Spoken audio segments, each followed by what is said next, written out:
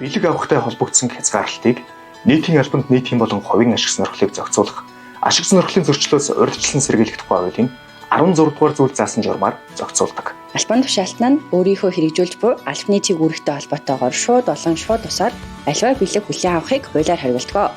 Энэхүү хуулийн хязгаарлалтад албаны чиг үүрэгтэй холбоо хамааралгүйгээр авсан бэлэг болон албаны чиг үүрэгтэй холбоо хамааралтай боловч дипломат журмаар авсан бэлэг хамаарахгүй юм. Өмнө нь ажил хэргийн шугамар харилцдаг байсан хүнээс сүүлийн 2 жилийн хугацаанд бэлэг хүлээн авсан тохиолдолд түүнийг албан тушаалтай холбоотой бэлэг гэж үздэг байна.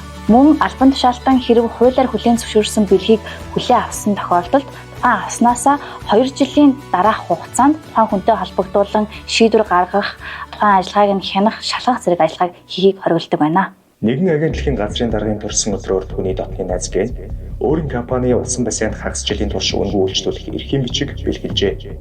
Уг бэлэг нь газрын даргагийн албан үүрэгтэй холбоог өгсөн бэлэг ба үйлчлэгээний үнэ түүний 1 сарын цалингийн хэмжээнээс хэтрээгүй байх тул тэрээр уг эрхийн бичгийн дагуу бассейнд явах боломжтой.